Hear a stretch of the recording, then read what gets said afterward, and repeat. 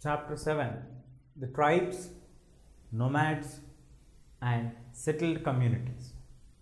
In this chapter, we are going to discuss how the social, economical and political changes happened in various tribal groups. First of all, we have studied about various kingdoms. Many kingdoms have risen and many kingdoms have fallen. Many emerged as kingdoms and empires, while some lost their prominence and slowly they got to be depleted. So, as the time passed on from the 1st century to the 8th century or till the 16th century, we have seen many kingdoms starting from a very small kingdom rising to be a very large empire. But as the changes occurred, the changes can be categorized into social, economical and political developments. We can see or observe the changes occurring in the society from the social perspective, from the economic perspective and the political perspective. Many societies have changed in all these three sections or all these three sectors. But some societies did not get transformed, especially in the social aspects. It is not guaranteed that all the changes occur equally in all the societies, but there is a drastic difference between the changes occurred in one society and the other society. So, it became very important for us to know why the society did not get transformed while the other societies on the other side are getting transformed socially, economically and politically. So, here we are going to learn why the society did not get transformed or absorb the social changes which are happening during that period in the other societies. So, here we are going to concentrate on the important aspects like this. For example, in the Indian subcontinent, we have the Varna system, the high Varna and the low Varna system, the high caste and the low caste system.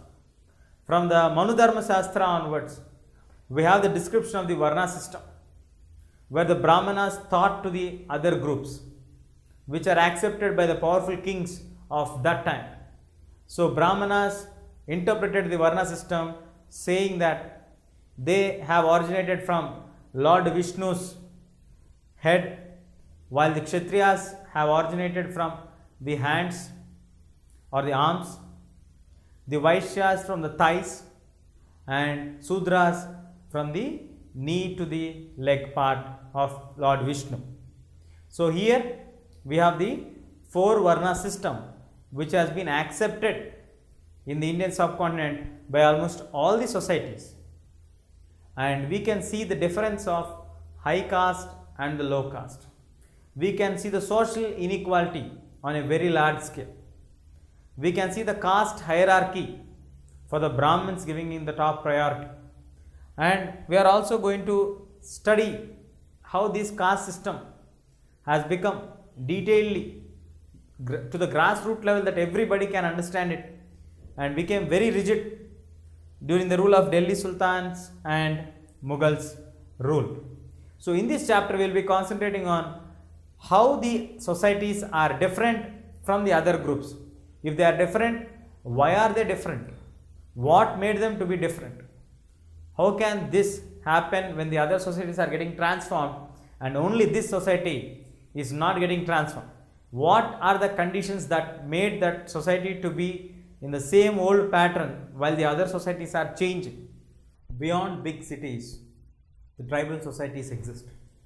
So, till now we have discussed in the introduction part how the caste system has been taken forward by the Brahmanas by adding for this the hierarchy theory of which originated from the Manudharma Shastra.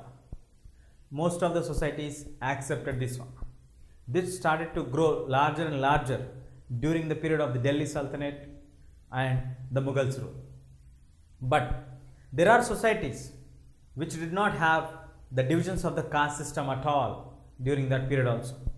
We have societies which do not follow the social rules which are dictated by the Brahmins of that time.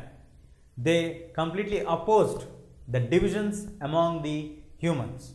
They opposed the higher caste and the lower caste divisions. They opposed the hierarchy order of that time. And neither they accepted this one, nor they have inequality in the society. There is no division at all of the societies or among the people during that time. A society, one side, where they completely blindly followed the rules which are dictated by the Brahmanas. Even the most powerful rulers of the Kshatriya clan agreed and followed in many of the kingdoms.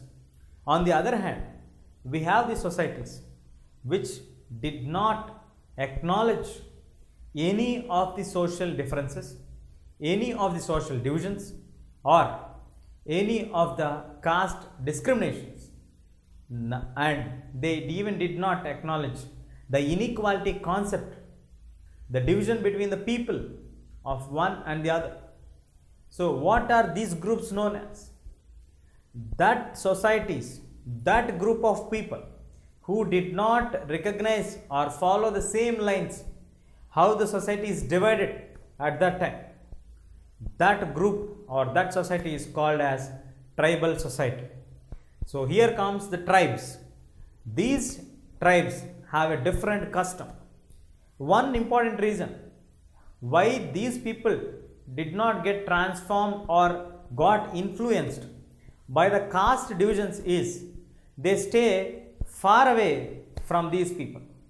The tribes used to stay in the forest regions or a very interior place where it is very difficult to reach for the common people. They are at the far reach of the people. The societies where the caste system is very strong, where the hierarchy is existing, these societies are not very close to the places where the tribes used to stay. The tribes used to stay in the hilly regions. The tribes used to stay in the interior forest lands where these groups cannot get access to the other society groups. This could be one of the reasons. The other thing, they wisely use the natural resources of the place where they stay. They also have a knowledge of how to use the trees, how to use the fruits, how to use the land, everything what the nature has given to them. Some of the tribal groups consider forest as their mother and they pray to it, they worship it, and they take benefits from it. They try to derive everything from the nature. They don't exploit the forest. They use it as per their requirements. And some of the tribes are hunter-gatherers like the early man's lifestyle. They used to hunt and they used to gather the foods. While some of the other tribes are nomadic. Nomadic means moving from one place to another place. They are not stable. They move from one place to another place. And the livelihood. What is the livelihood? What is the occupation done by the people of these tribal groups? The occupation done by the tribal groups mostly is agriculture. They used to control a large pasture of land for cultivation, not by a single individual. It is controlled by the whole tribal society, the whole tribe group, the clan which is staying there. The entire land is owned commonly by that society. And coming to the common thing, how are these tribes united? They all are united by kinship bond. They all are related either through blood or through their kinship. Now, what is the difference between the tribes and the other societies? The other societies are divided socially, economically, and politically. They have the caste system divisions, they have the economic system divisions, and they also have the political divisions among themselves. But when it comes to the tribes are not divided on the basis of caste, on the basis of money, on the basis of political. They are not divided on the basis of social, economical or political scenarios. They use the natural resources, the places where they stay. They mostly stay in the forest regions or on the hilly terrains which are very far away from the other societies. They have the dependence on the other societies. We'll get back to that one in the last point. And they used to be like nomadics. Some tribes are nomadic while the other tribes are hunter-gatherers. Nomadic in the sense they wander from one place to another place. They don't stay at a fixed place. And they mostly do agriculture, own a large pasture of land for their basic livelihood, and the common bonding among themselves is kinship. And coming to the relationship between the tribes and the other societies, why these tribes have to maintain these relationships with the tribes? If we come to the basic fact that the tribes are staying in a far off place from the regular societies or the structured caste divided societies, how did these people come in contact with the other groups? How the societies which are divided on the caste basis, which are divided on the economic basis, are getting in contact with the tribal groups, when we already discussed that this society is staying far away from here. So how to do this? How did they come in contact with this? Sometimes the tribes, the different tribal groups used to carry the products which are produced in the forest to the nearby societies which are divided, which are more powerful on the basis of caste, to sell their products for having trade. That is one point.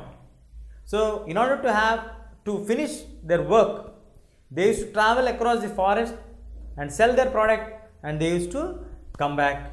While coming to the other important thing, they sometimes come in conflict, the ideal differences between them.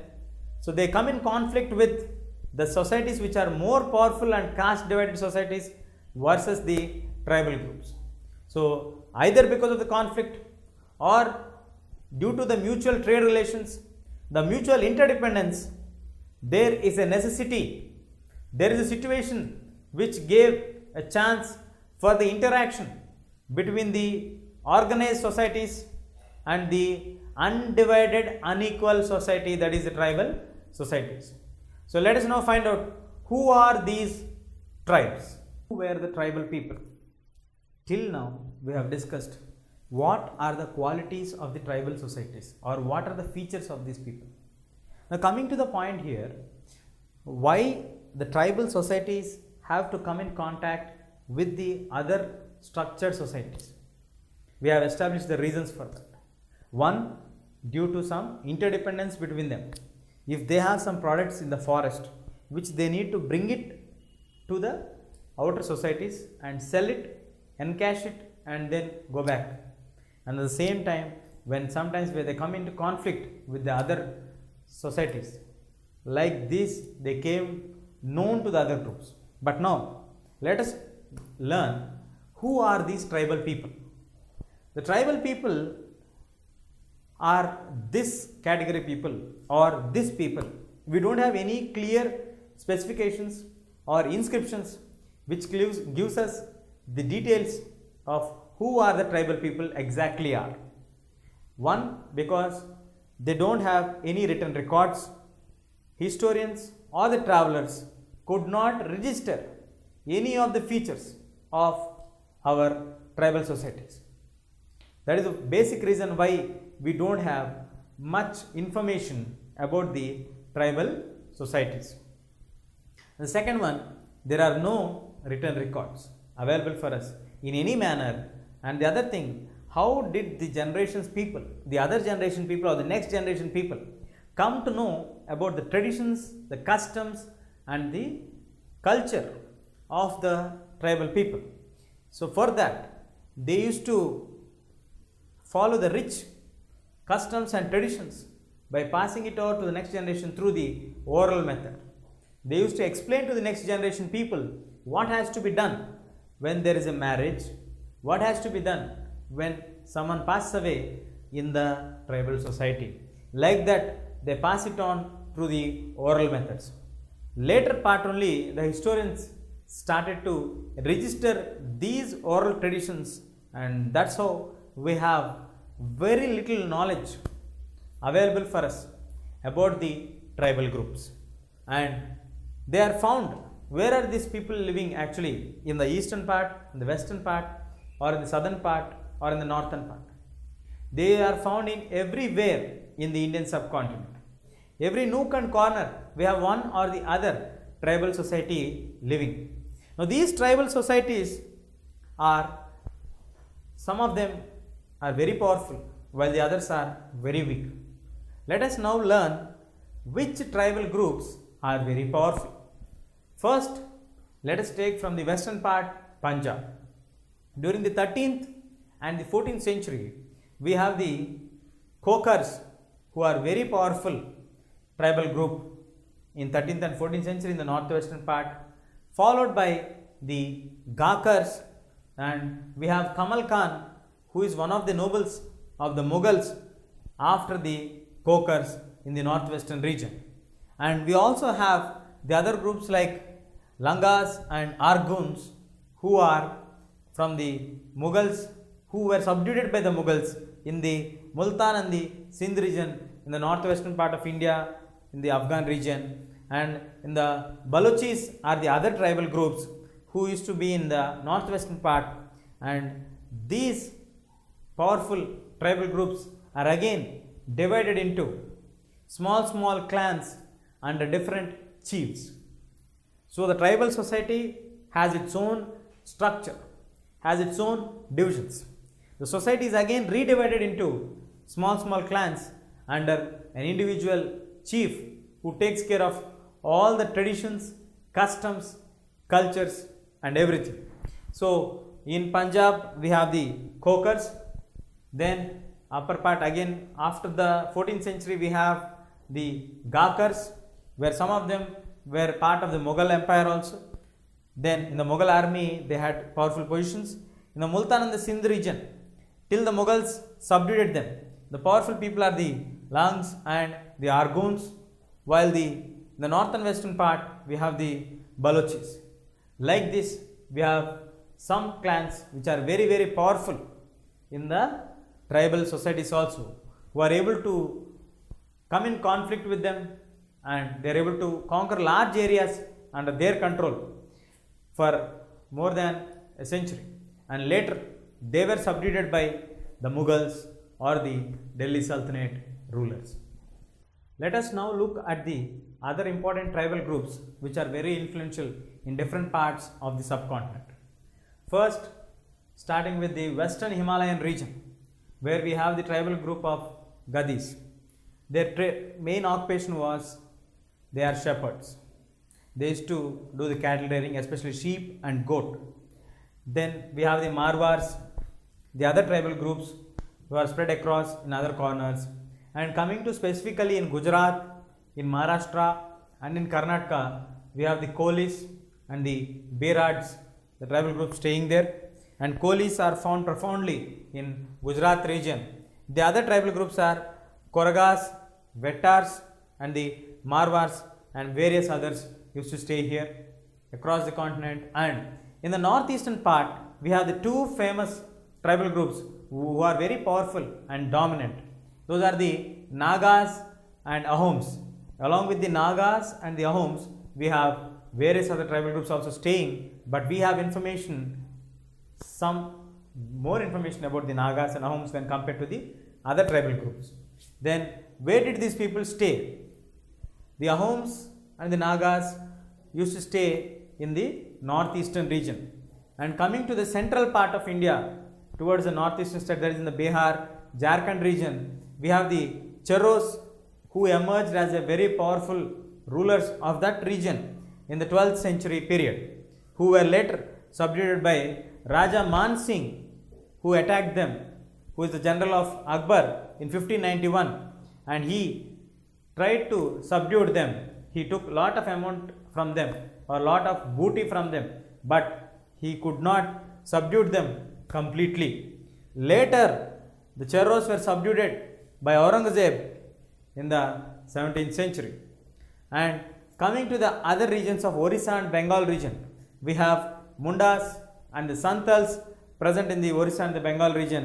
Coming to the other influential tribal group in the western and the central part of India in the 16th century period is the Bill group. The Bills were very influential. Some of them has settled as agriculture people, farmers. Some of them emerged as very strong zamindars, while not all of them will. More of them are still live the hunter-gatherer's life. Like this, we have different tribal groups across the Indian subcontinents staying at different corners of the country. In Gujarat, we have Kolis. In the western part of Himalayas, we have the Gadis. In the central part of India, in Bihar and Jharkhand, we have Cheros. And in the Orissa and Bengal region, we have Mundas and Santals. In the northeastern part, we have the Nagas and the Ahoms. And in the western and the central part of India, we have most powerful during the 16th century. Those are Bill, who emerged as zamindars, agriculturalists, farmers, and some of them still remained as hunter-gatherers. So like this, we have different tribal groups staying in different parts of the country during different time periods, like from 12th century to 17th century. The tribes, nomads, and the settled communities. In the previous part of the chapter or of this lesson, we discussed about the different tribes living in different regions. And one other important tribe which we missed in the previous part is the Gonds. The Gonds used to stay in Maharashtra, Andhra Pradesh, and the present Madhya Pradesh states during the ancient period. And moving on to understand how is the life of the nomads or the mobile people. How did they live? What was their livelihood? How did they come in contact with the settled communities? What is the reason? What made them to come in contact with the settled community people? How they used to have the relation with the settled communities and the tribal communities? Are they having good relations or not? All these things we will check now. So the nomadic tribes, the word nomadic itself means that people moving from one place to another place. The nomad tribes or the nomads means they don't stay at any one particular place. They keep traveling from one place to another place. And what do they used to do? They used to travel over long distances by carrying the products of milk and the pastoral products. If you like this video, please give a thumbs up. Please subscribe to our channel to get more videos on CBSE syllabus.